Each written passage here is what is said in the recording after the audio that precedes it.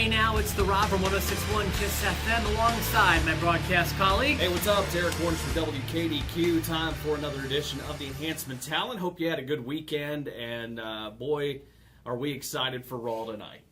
Yeah, something like that. No. I'm not. You know what? That has been the problem the last few weeks. I don't want to sound like one of those guys that just dogs everything WWE does. You've heard enough of us saying good things about what they do. We love wrestling. But I think at this point, we're in a bad time right now.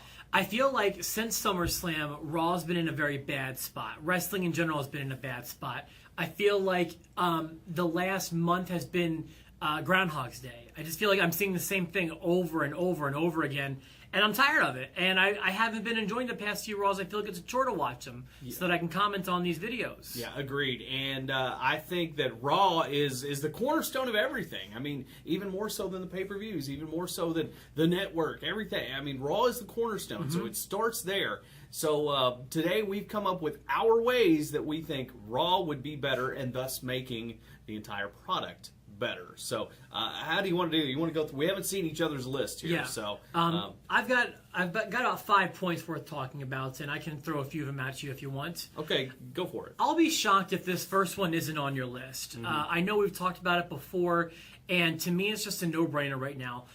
We're getting burnt out on Raw because Raw is 3 hours. Not only that, it's more than 3 hours. Yeah. Oftentimes it's going 3.25 hours. That's just way too much. That's more than the pay-per-views are. That's more than the pay-per-views have always been. It's just a lot of wrestling on a weekly basis, and you're not filling it with interesting content. So it's dragging. And a bad 3-hour show is significantly worse than a bad 2-hour show. Absolutely. And I think, and that's at the top of my list, by the way. And how would you fix that? Would you just go back to 2 hours? What would you do? Yeah, or fill it with better stuff. Yeah. You know, you could, and there's ways to do that. Like I have other points. Like for example, you can. It's a blanket obvious statement to say the writing. Like if you're going to say the writing, you need more than that. But here's the thing with wrestling angles: you need inventive, you need creative, and you need risk-taking storylines. And the most important thing is, when you look back at the high points in wrestling, the thing that wrestling is missing today and has been for a while. Everybody needs to be in an angle. If they're going to be on TV, there needs to be a reason for it. If you go back and watch any random Raw from, I'll say, 98 through 2001, you can look at anybody on the show. There was at least one storyline with that person. You could tell them who they were in a short-term feud with and a long-term feud with. And there was just different ways of writing back then that need to be brought back because there are so many people who are wrestling just randomly. Right. Well, let me give you this first of all, and because I want to comment on what you just said too. My 3-hour thing, and I think I've told you this. If they're going to fill up 3 hours, if USA wants them to do 3 hours, they can do 3 hours. But what they need to do is come up with something different for that first hour. Because, you know, to be honest with you, for me, it's sometimes hard to even get to that first hour until the second hour started, and I'm on DVR and everything else. But how about we run NXT on USA? Remember Tough Enough? I mean, and even this, and this is even better than Tough Enough because people are watching that show on the network, first of all. It's a great show. It's giving you new talent, and it's that small feel with the big production values. I love it. I think NXT is a great show. Plus, they've put the NXT guys on the show recently, and that's done big numbers. So why not put that hour of NXT on first? You don't have to make it exclusive to the network.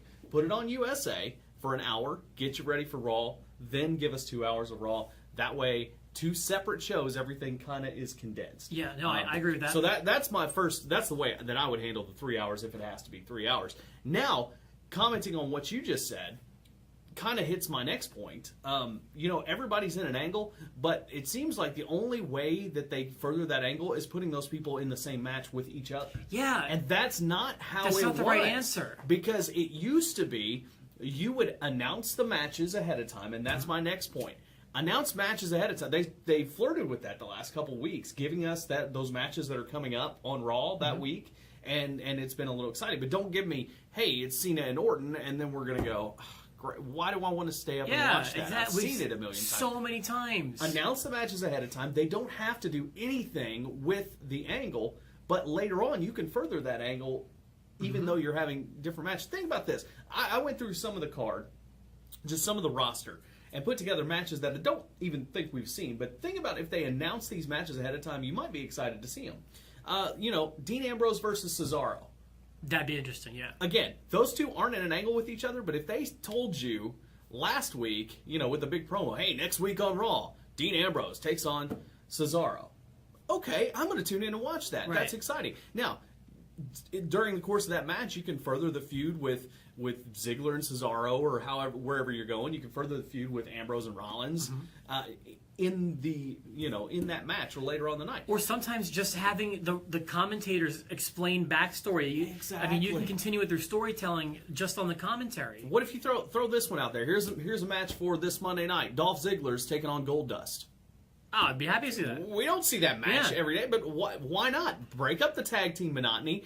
Throw two champions in there against each other. And then, the Miz's stunt double can be, can show up and do something. Exactly. Or even do commentary. Even a Cena match might float your boat. Cena versus Titus O'Neil. Hey, Titus O'Neil hadn't done anything. He's a jobber, right? But who cares? If he's going up against Cena, haven't really seen that match. I'd be interested in that. Absolutely. So anyway, announce the matches ahead of time. On kind of the same page as what we're talking about, I could even go for more time between pay-per-views, and that will help Raw, and I'll tell you why. That will give Raw more big match opportunities, more time to tell their stories, and also more things that they can do. I feel like 8, maybe as much as 10 can be good, but there's too many right now. And hey, I'm glad that they're down from 14 again, or even 16 they had, I think, one year in 2006. Either way, if you have more time between those big shows, your little shows are becoming bigger. And now that you have the network out there, it's easier to scale back because you're not relying on those pay-per-view buy rates and all that stuff like you used to be. So right. I think it's a perfect time to scale back. So great idea there. My final thing on my list, how about this? Okay, Brock Lesnar's your champion, which I still think is a great thing. And he's not going to be on every show. He's not going to be on every pay-per-view. I've heard he may not even be on this upcoming pay-per-view. And that's fine.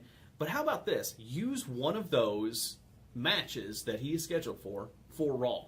Once in a while, that's okay. Have him defend his title on Raw in a high-profile match, maybe with a returning Roman Reigns or Daniel Bryan, or just maybe even John Cena. Maybe the rubber match with John Cena is on Raw for the title. How about that to boost Raw a little bit? Because I think that'll put more eyes on it. When people hear Brock Lesnar's going to be on Raw, they just assume he's not going to be wrestling. Yeah. Put him on there, have him defend the title, maybe even lose the title to someone, and make that a big deal, and that'll kind of boost Raw to make you go, oh, things can still happen on Raw. They always used to say anything can happen. Well, things can still happen on Raw. You just got to make them happen. Well, I did write down a more visible world champion, just someone who's around more often, and I believe they may have restructured that contract with him. I'd like to see him around more often. It doesn't need to be every Monday, but I'd like to see him around more often. I also could go for a main event shakeup. On an earlier episode of the Enhancement Talent, you pointed out that Cena's been on top for about 12 years now. Yeah. How long was Hogan on top for? It was like 6 years? Maybe, yeah. Stone Cold, 4. At the most, yeah. Cena has more time on top than those guys put together. Cena does a fine job. I'm not hating on Cena or coming down on him, but it's been a dozen years. Like, I can go for some fresh faces in that main event, and also at the same time, consistent exposure for those talented mid-card guys. Like, how many times has Ziggler or Cesaro had so much steam behind them, and they just keep shutting it down? Yeah. And if you would expose those mid-carders for the talent that they are, it's like you'd be in business. Right. Yeah. So those are the things that I wrote down. Do we miss any of yours? No, that's it. That's mine right there. We can all hope on it, but who knows? This was the definition of why we called this show the Enhancement Talent. We're just two guys trying to make wrestling look better, trying to make other people look better. Heed our advice, Yes. WWE. Yes, please. We are the ones watching, and I'd like to say we're going to watch forever, but it gets harder and harder every day. It really does. So, Sometimes. Yeah, but it goes back and forth. But thank you for watching this episode.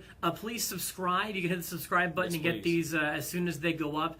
And of course, feel free to retweet. Feel free to share. Yeah, please tweet us and let us know if there's something else going on that you think would make Raw better. I want to thank the tweets. I answered a few this weekend. Sorry we're a little late on that, but anyway, tweet us at the eTalent and have a wonderful